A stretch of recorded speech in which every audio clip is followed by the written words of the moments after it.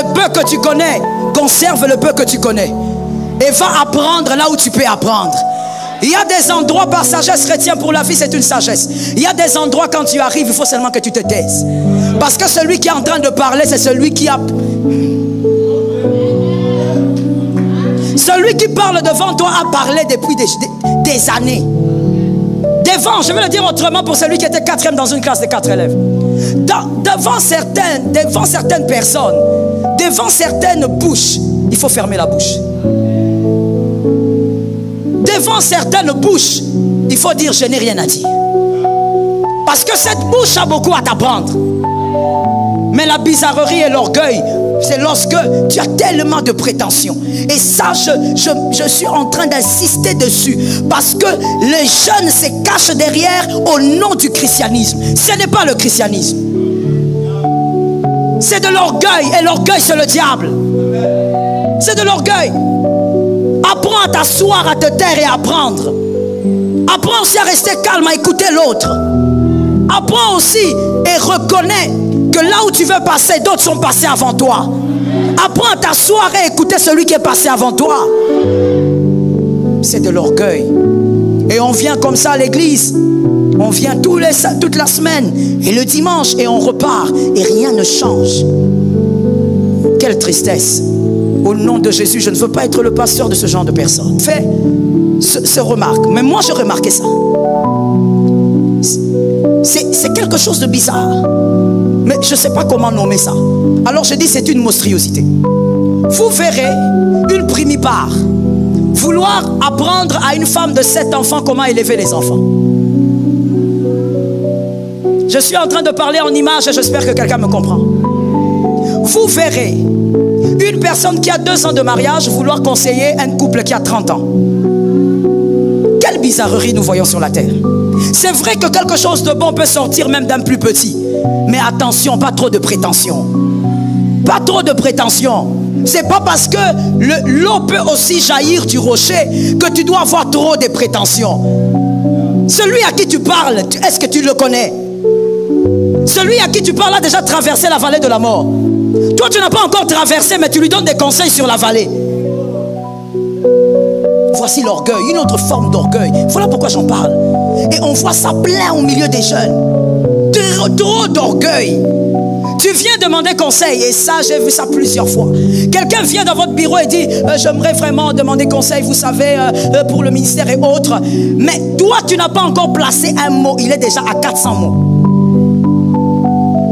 Mais finalement, tu es venu demander conseil ou tu es venu m'enseigner ce que tu sais. Trop de prétentions.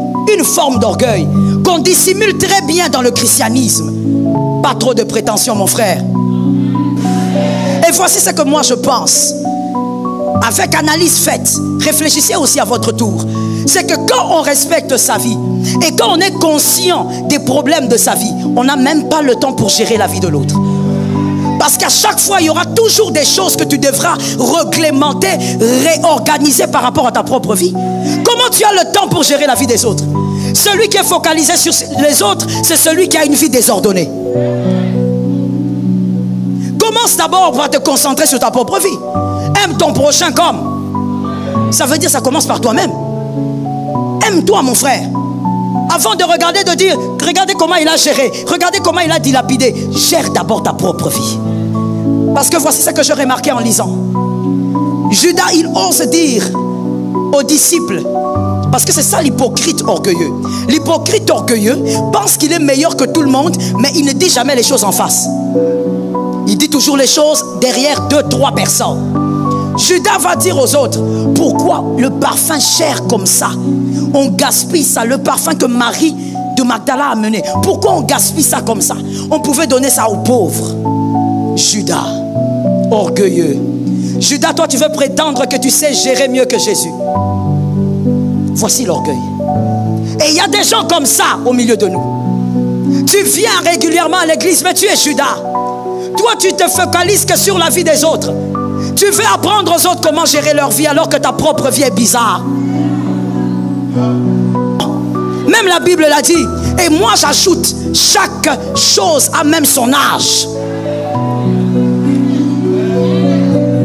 Si Si tu as réfléchi là, tu vas me donner un amen. Chaque chose a son âge. Il y a des caprices qu'on fait quand on a 12 ans. On ne les fait plus quand on a 30 ans. Parce qu'on est conscient de sa vie. On est conscient des années qui sont passées. Est-ce que quelqu'un m'entend? Tu viens à l'église. Tu viens seulement. C'est comme quelqu'un qui veut remplir le registre de présence. Mais tu ne changes pas. Tu es. Ne sois pas un Judas. Que quelqu'un me dise Judas. Tu fais partie des 12 disciples. Je ne disais pas des 12 amis. Je dis 12 disciples de Jésus.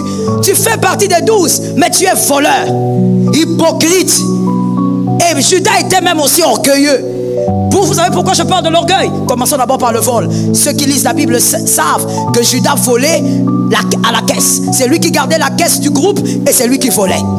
Hypocrite, Judas. Tu fais croire à Jésus que tu l'aimes beaucoup, mais en réalité, ce que tu fais en coulisses, c'est autre chose. Judas, que quelqu'un me dise Judas. Aujourd'hui, je suis venu avec le couteau, mon frère. Je dis que quelqu'un me dise Judas. Tu dois guérir. Tu n'es pas à l'église pendant des années pour rester un Judas. Tu n'es pas à l'église. Tu ne viens pas ici nous montrer tes vêtements. Tu ne viens pas ici nous montrer tes cravates. Tu ne viens pas ici nous montrer tes chaussures. Tu viens parce que Jésus veut te changer. Sois transformé au nom de Jésus. Sois transformé au nom de Jésus. Mon frère, une fois j'étais en train de dire quelque part, je te le dis aussi, chaque chose a son temps. Même la Bible l'a dit. Et moi j'ajoute, chaque chose a même son âge.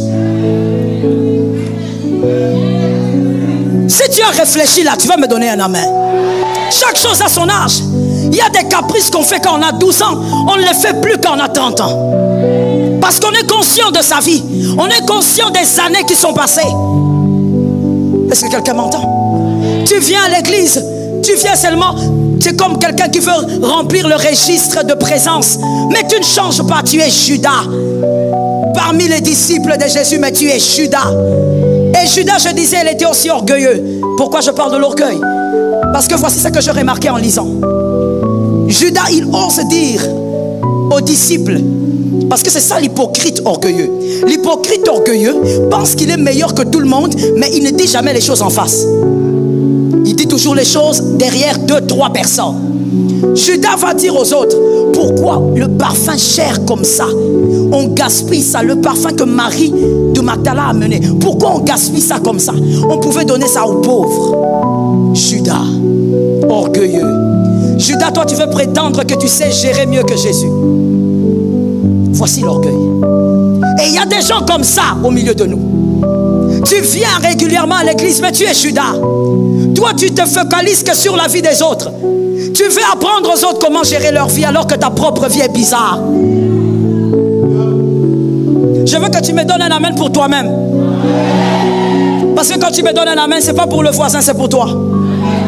Tu veux être toujours là en train de piller la vie des autres. Il a fait ceci, il a mal géré sa vie, il a mal fait ceci à cet âge. Mon frère, avant de te focaliser sur la vie des autres, sois sûr que toi tu as très bien organisé ta propre vie. Et voici ce que moi je pense.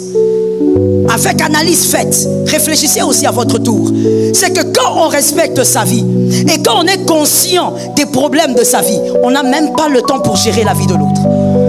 Parce qu'à chaque fois, il y aura toujours des choses que tu devras reclémenter, réorganiser par rapport à ta propre vie.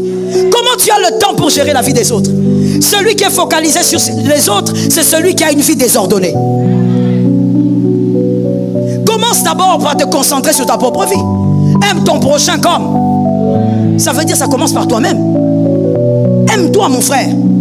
Avant de regarder, de dire, regardez comment il a géré, regardez comment il a dilapidé. Gère d'abord ta propre vie. C'est de l'orgueil. Soyons délivrés de l'orgueil. Que Jésus nous délivre de l'esprit de Judas. Lorsqu'on a l'esprit de Judas, on devient un conseiller aigri. Toi, tes conseils sont toujours aigris. Quand tu viens conseiller l'autre, c'est toujours pour lui dire, regarde comment tu as fait. Tu as mal fait, tu as mal géré, tu as mal.